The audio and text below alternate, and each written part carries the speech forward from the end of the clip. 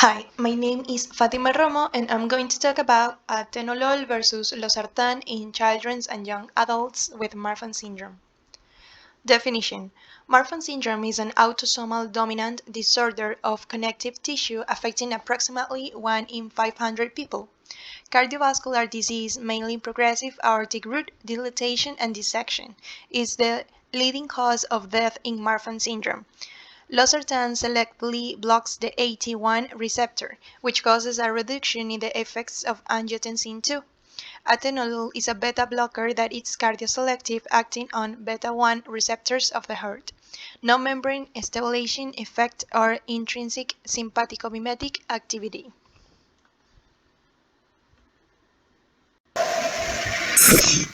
Marfan syndrome is a genetic disorder that results in defective connective tissue, which can affect a person's skeleton, heart, blood vessels, eyes, and lungs. Normally, the interstitial space of various body tissues is full of microfibrils, which are strong, rope-like structures that provide tissue integrity and form connective tissue. The main component of microfibrils is a glycoprotein called fibrillin. In some structures, microfibrils form a scaffold for additional proteins, like elastin. Elastin fibers are highly cross-linked, and that gives them a rubber band-like quality, which allows tissues to stretch and then spring back to their original shape. Tissues that have elastin fibers are tissues like the arteries, skin, and the lungs. And tissues that have microfibrils but no overlying layer of elastin are like tendons and the ciliary zonules that hold the lens of the eye in place. These tissues are less stretchable, but still have considerable tensile strength. In addition to being part of microfibrils, fibrillin also regulates tissue growth. Fibrillin sequesters or removes transforming growth factor beta, or TGF-beta, which stimulates tissue growth.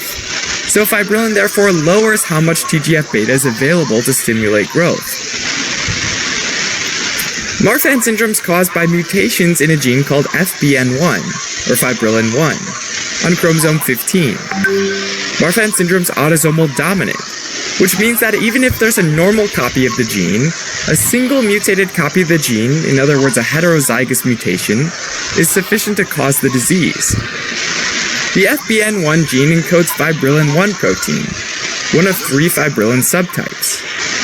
In Marfan syndrome, fibrillin 1 is either dysfunctional or less abundant. As a result, there are fewer functioning microfibrils in the extracellular matrix, and that means there's less tissue integrity and elasticity. Connective tissue is found throughout the body, so this can affect nearly every body system.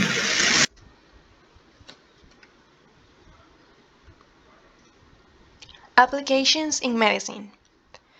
A study was conducted in which a randomized group of people were chosen to compare Losartan with Atenolol in children and young adults with Marfan syndrome. The primary outcome was the rate of aortic root enlargement expressed at the change in the maximum aortic root diameter, C-score, indexed to the body surface area. Hereafter, aortic root C-score, over a 3-year period. Secondary outcomes include the rate of change in the absolute diameter of the aortic root, the rate of change in aortic regurgitation, the time to aortic dissection, aortic root surgery or death, somatic growth, and the incidence of adverse events, demonstrating that between both drugs were no significant difference in a rate of aortic root dilatation between the two treatments groups over a period of 3 years.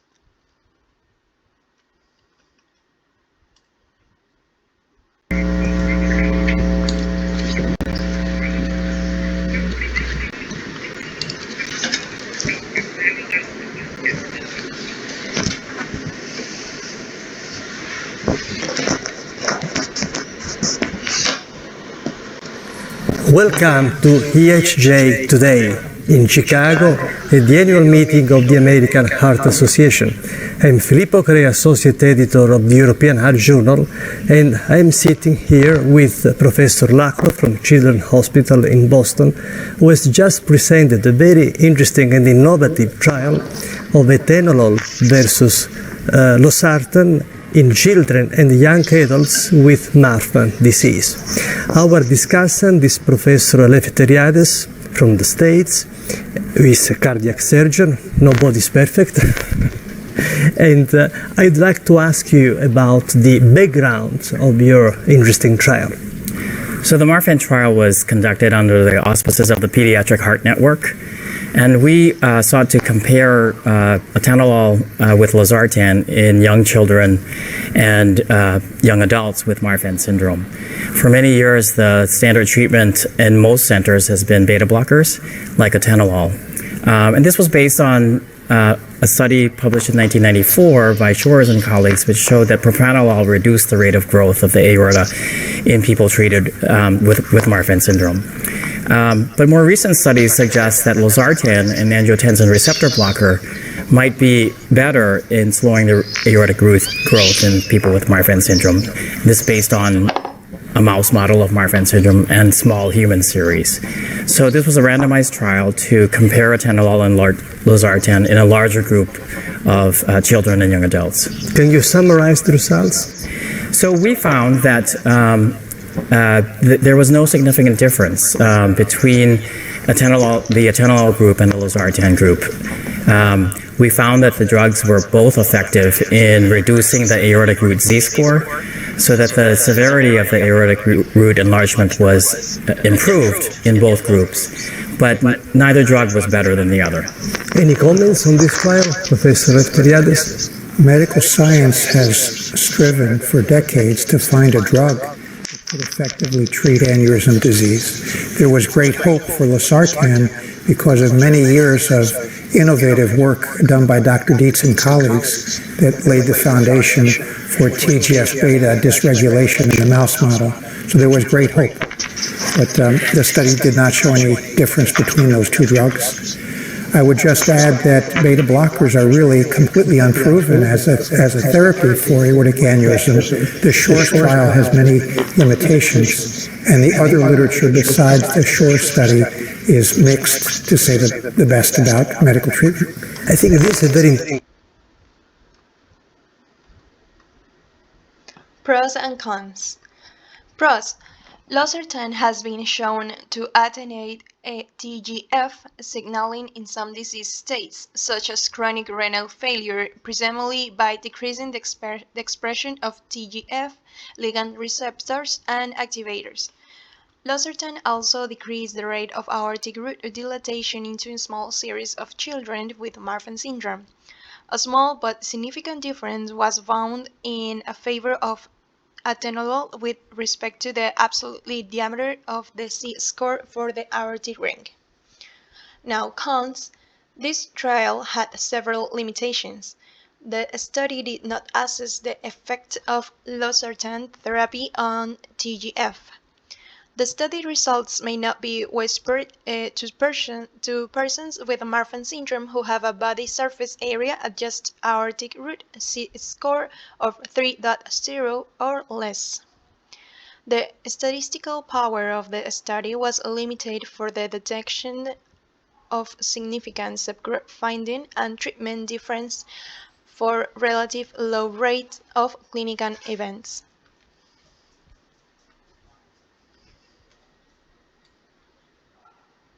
Did you find an improvement of some of the parameters relative to aortic enlargement or not in your trial?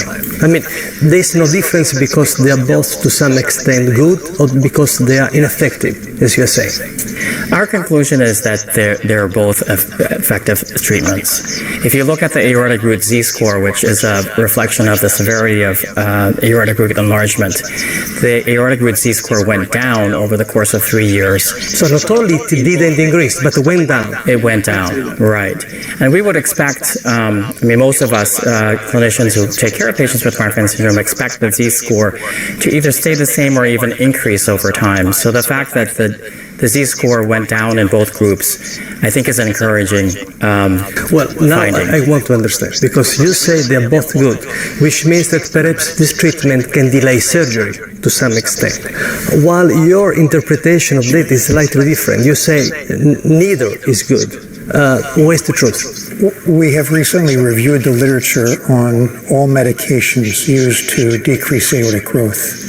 And it's mixed, really. There are trials that show benefit from beta blockers, trials that show no benefit from beta blockers.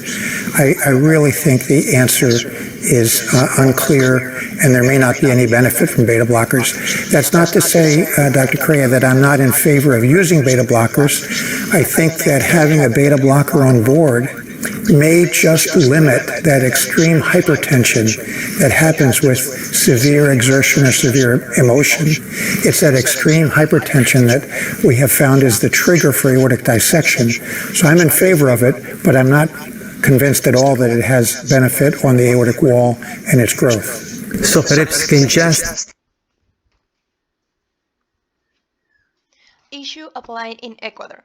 In Ecuador, a study was conducted of a pregnant patient with Marfan syndrome, which was treated with beta blocker, taking into account that the use of angiotensin converts enzyme inhibitors and angiotensin II receptor antagonists are contraindicated due to their teratonic potential.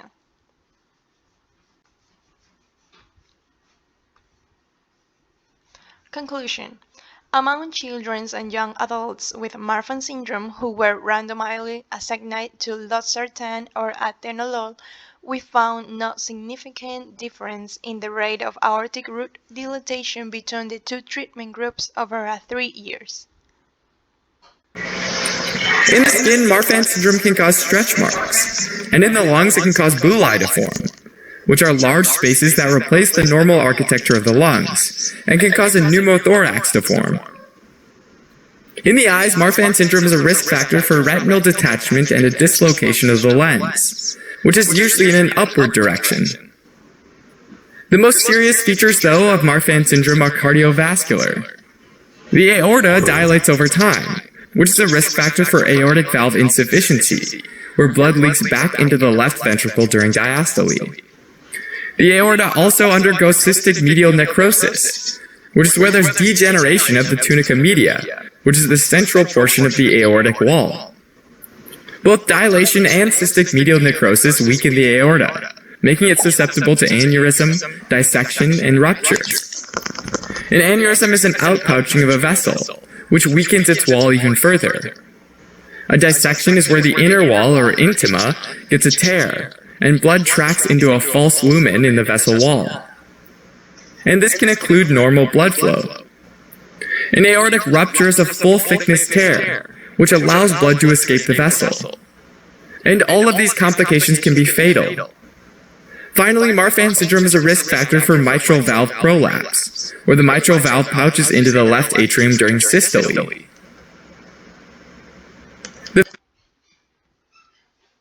Thank you.